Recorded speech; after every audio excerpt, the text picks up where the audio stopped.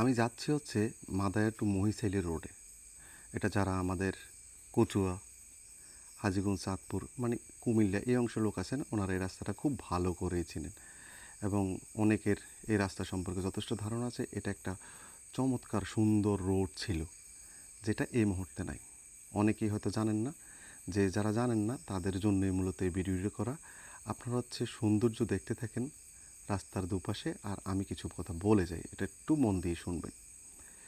যেহেতু এই রাস্তাটা বর্তমানে একদম বাজে, যেটা আপনারা দেখতে পাচ্ছেন, যে হঠাৎ হঠাৎ যেই গর্তগুলো আছে এটাতে অনেক দুর্ঘটনা হয় এবং ওই দুর্ঘটনাগুলো তাদেরই বেশি হয় যারা এই রোডে যে 2-3 মাস পরে আসে এরকম। আজকে আমি যেটা দেখলাম সেটা হচ্ছে রাস্তার মধ্যে অনেক বড় গর্ত, যেগুলোতে আপনি 100% যদি এই রাস্তা সম্পর্কে কোনো ধারণা না থাকে আপনি অ্যাক্সিডেন্ট করে ফেলবেন। তো এই রাস্তায় যারা গাড়ি চালান অবশ্যই খুব সাবধানে চালাবেন এই মুহূর্তে। এটা জানি না কর্তৃপক্ষ কখন ঠিক করবে, তবে যখন ঠিক করে তখন তো ভালো। আর এই রোড হচ্ছে এই যে 3 চাকার যানগুলো আছে সিএনজি, এই ভাইরা তো মাশাল্লাহ, ওনারা তো সিএনজি চালান এমনভাবে যে মনে হয় যে রকেটে উঠছে। আপনারা দেখতেই পাচ্ছেন গতির কী অবস্থা, এত বেশি গতি থাকে। সো ওনাদের থেকে খুব সাবধানে থাকবেন।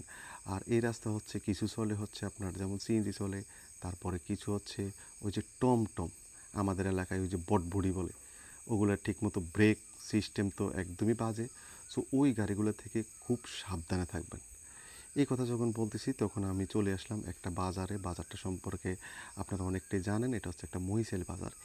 এই কর্নারের অংশটা এত বাজে অবস্থা সবসময় থাকে।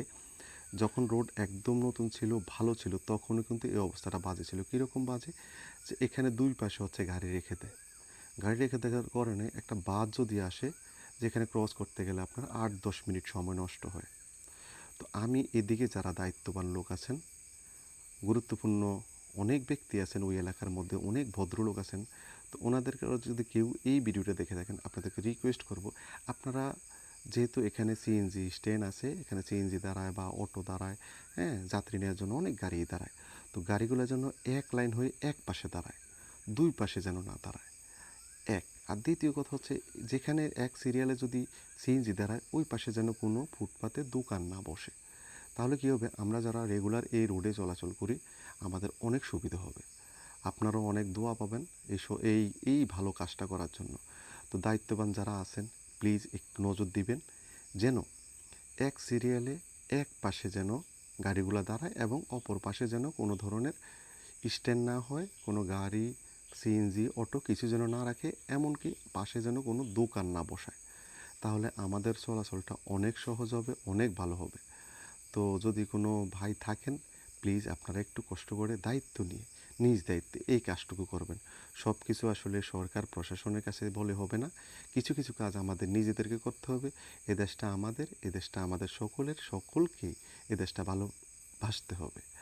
আর কোনো এই দিকের যদি কোনো ঊর্ধ্বতন কর্মকর্তা থাকেন অবশ্যই এর রাস্তাটার দিকে একটু নজর দিবেন, যেন ভালো করে যেন রাস্তাটা করা হয়। কারণ এদিকে প্রচুর গাড়ি চলাচল করে, কিন্তু আপনারা দেখতে পাচ্ছেন বর্তমানে এটার খুবই নাজুক অবস্থা। মাঝে মাঝে আমি হয়তো সামনের ভিডিওতে আপনাদেরকে ভালোভাবে দেখাবো যে অনেকটা চলাচলের অনুপযোগী হয়ে যাচ্ছে। সো এখন যদি একটু রাস্তাটার দিকে সুনজর দেন, আশা করি আরও কয়েক বছর এই রাস্তা থেকে আমরা ভালো সার্ভিস নিতে পারবো। অসংখ্য ধন্যবাদ।